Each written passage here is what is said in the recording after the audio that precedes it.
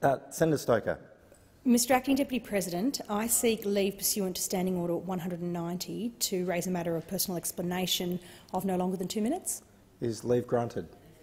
For 2 minutes, leave is granted. Thank you. Earlier today, Senator Sheldon compared my views on industrial relations to the callous cruelty displayed on the popular Netflix show Squid Game. But in doing so, he's misled this chamber, falsely claiming that I had called particular Qantas staff, quote, inflexible and unreasonable, close quote. Referring to the Take Note debate in December last year, Senator Sheldon claimed I had accused 2,000 Qantas workers whose jobs had been outsourced of being inflexible and unreasonable.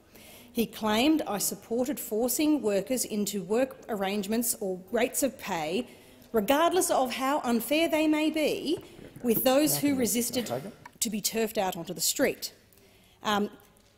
If it's not obvious from its absurdity, this could not be any further from the truth. My only statement about the Qantas workers who had tragically lost their jobs was to say that it was a disaster.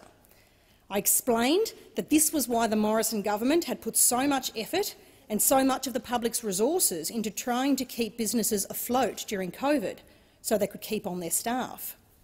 And far from forcing people into the situations Senator Sheldon described, I was arguing in favour of a healthy and vibrant economy so we have fewer vulnerable people in our society.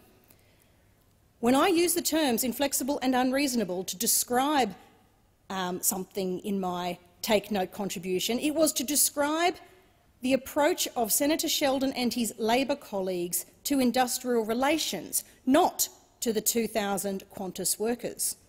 I described how rigid and inflexible workplace relations laws risk making it harder for businesses to employ people, depriving them of the dignity of work.